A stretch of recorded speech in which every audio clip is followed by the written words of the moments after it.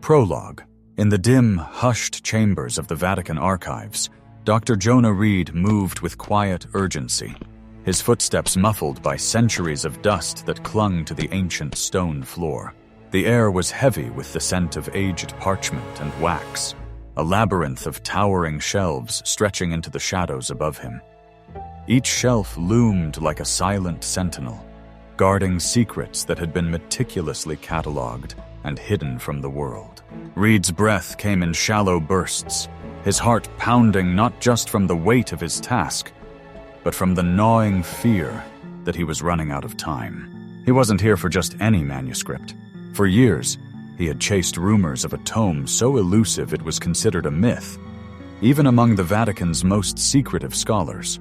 His trembling fingers traced the rows of leather-bound spines, their titles faded into obscurity, until a flicker of candlelight danced over one particular cover, its surface embossed with a faint, ominous symbol, 3 interlocking rings encircling an eye that gleamed like a vortex of light.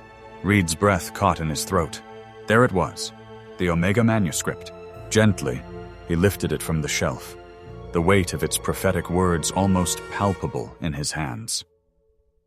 Dust swirled in the air, catching the dim light as he carefully opened it, his eyes scanning the archaic text and cryptic symbols that seemed to pulse with a life of their own. The manuscript's pages were brittle, the ink faded but still legible, written in a mix of Latin, Greek, and an unknown script that sent a chill down his spine. As an archaeologist and linguist, Reed had spent his career deciphering ancient warnings, but this was different.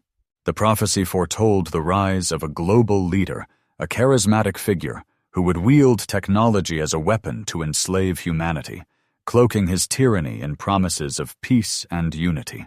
The text spoke of a false light that would deceive the nations, a deception so vast it would consume the world, leaving only chaos in its wake. But the manuscript went further, revealing something that chilled Reed to his core: the prophetic writings of the Essenes. These ancient mystics, long before the fall of the Second Temple, had foretold that the year 2025 would mark the end of the age of wickedness and the beginning of a pivotal 50-year period.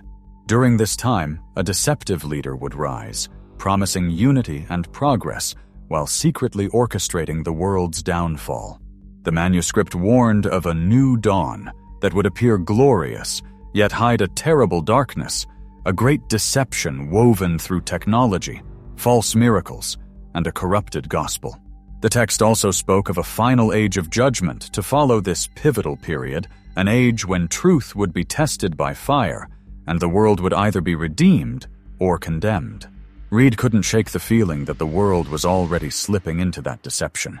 News reports had been hinting at it for months: economic collapses, wars springing up without warning, strange phenomena in the skies. And above it all, the rise of the sovereign leader whose name was on everyone's lips, whose promises of peace through technological unity had captivated the globe. Suddenly, footsteps echoed behind him, sharp and deliberate, cutting through the oppressive silence of the archives. Reed snapped the manuscript shut, his instincts screaming danger. He turned, his candle casting long, flickering shadows across the stone walls, and saw a figure cloaked in darkness, a tall, imposing man whose presence seemed to draw the air from the room. The man stepped into the faint light, revealing a face that was both handsome and unnervingly cold, his eyes glinting with a predatory calm. A glint of silver marked his collar, the insignia of the herald of peace and unity, a stylized dove encircled by a crown, the emblem of the sovereign's inner circle. Reed's blood ran cold. "You've seen too much, Dr. Reed," the herald said, his voice smooth and cold, each word laced with a quiet menace that made Reed's skin crawl. He was known. To hear the rest of The Flame-Torn Path, you can get the full audiobook at Adonai Amazing Audiobooks. Just click the PayHip link in the description.